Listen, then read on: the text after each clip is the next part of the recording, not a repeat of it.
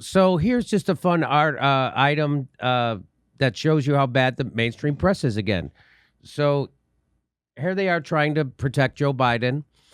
And this is Glenn Kessler. Who is Glenn Kessler? He's the editor and chief writer of the Washington Post Fact Checker. He's revealing the truth behind the rhetoric. Glenn Kessler, Washington Post editor / chief writer of Washington Post Fact Checker.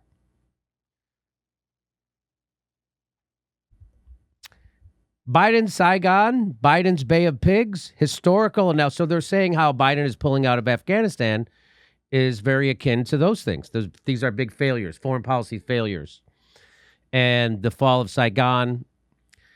So Biden's Saigon, meaning Afghanistan, Biden's Bay of Pigs, historical analogies only go so far, but it's possible some future president will be tagged with his or hers Kabul.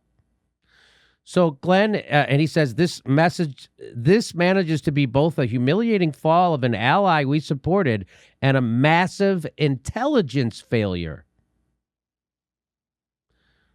So he's saying, hey, every president's going to have this. Hey, Brad, Thap is the best of them. That's what he's saying there, right, Ron? That's what that is. He's going, that it's possible some future president will be tagged with his or hers Kabul. So yeah, this whole thing's going to work any day now. Yeah. Any day now. Just sit and, you just rolled snake eyes this time around. What are you going to do? And by the way, it's just an intelligence failure. That's all. We just got it wrong. So that's what the fact checker from the Washington Post says. It was a massive intelligence failure. Well, Glenn Greenwald, who's a real journalist, said, your own paper published a major series using secret documents and interviews showing that this was no intelligence failure. The top military brass and political leadership deliberately lied for years, knowing the ANSF was a fraud. Try reading it. It's from their own paper. I already showed you earlier today the Afghan paper story the Washington Post did. I showed you it. So here Glenn shows it to him, the Washington Post fact checker. Says, how can the Washington Post fact checker Glenn Kessler defend Biden by claiming this was a massive intelligence failure, as if nobody knew this would happen, when his own paper in 2019 published this? What did it publish? At war with the truth. U.S. officials constantly said they were making progress. They were not, and they knew it. An exclusive Post investigation found out. This is from the Afghanistan Papers. The Afghanistan Papers revealed that it wasn't an intelligence failure. They knew they were losing, and they lied about it. They knew this was a no-win situation, and they lied about it. They fudged the numbers. Well, here it is. Here. Several of those interviewed described explicit and sustained efforts by the United States government to deliberately mislead the public. They said it was common at military headquarters in Kabul and at the White House to distort statistics to make it appear the United States was winning the war when that was not the case. So they're lying to the American people about the war. They weren't getting it wrong. This isn't a failure of intelligence. This is a deliberate act of misinformation, lying, to keep a war going. Why? Because those generals want to get their job at Raytheon when they get out. They need consulting jobs. At the bottom, it says, documents show that American people have constantly been lied to. Constantly been lied to. Not intelligence failure, Glenn. Every data point was altered to present the best picture possible, said an Army colonel who worked for the U.S. military in 2030. That's what he told the government. A senior National Security Council officer said there was constant pressure from the Obama White House and Pentagon to produce figures to show the troop surge of 2009 to 2011 was working, despite hard evidence to the contrary. They didn't fail in their intelligence, Glenn. Their intelligence was right. We're losing. We're losing. The surge is not working. This is unwinnable.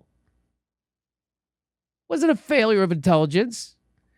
It was impossible to create good metrics. We tried using troop numbers trained, violence levels, control of the territory, and none of it painted an accurate picture. The metrics were always manipulated for the duration of the war.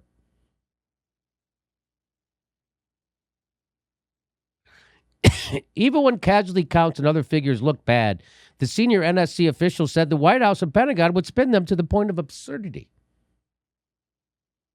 Suicide bombings in Kabul were portrayed as a sign of the Taliban's desperation, that the insurgents were too weak to engage in direct combat. Meanwhile, a rise in U.S. troop deaths was cited as proof that American forces were taking the fight to the enemy. So there's another garbage.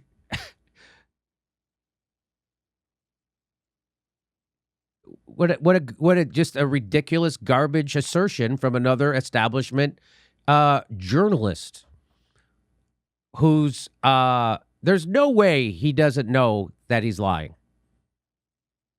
Not a massive intelligence failure whatsoever. So the fact checker at the Washington Post, either the worst fact checker in the history of fact checking or a bullshit establishment liar. I'm going to say the latter. Anything you'd like to add to this, Rod? That was kind of stunning. Yeah, I'm very disappointed to see this from a fact checker at such an esteemed place like the Washington Post, and I just take solace that we got organizations like Snopes that are going to keep us all on track. Oh, I want to do that story about the Snopes guy got caught being a serial plagiarist. Yeah. Oh, Ron, we've debunked Snopes at least 3 times on our show, right? Maybe 2 times. Let's have Snopes to look into that, see what the real number is. Let's have Snopes look into it.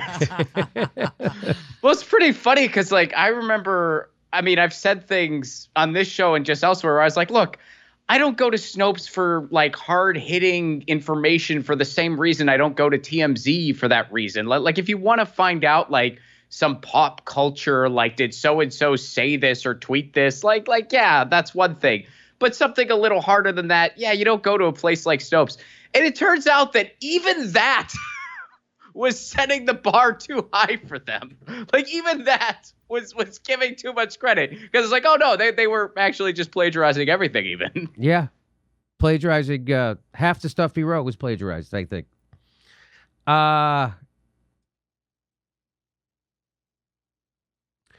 I just want to, as my friend Kurt Metzger says, he says the fucking Taliban better not set up a national healthcare system with the trillions of dollars we left in their country. This whole thing is already embarrassing enough. Very well said. That's the Washington Post doing another bang-up job. The Jimmy Dore Show is coming to a city near you August 28th. We're in Las Vegas at the Plaza, and we just added another show in Portland. We're there in Portland on September 10th and 11th. October 3rd, we're at Harlow's in Sacramento. More dates being added. Go to jimmydoorecomedy.com for a link for all tickets. See you at a live show.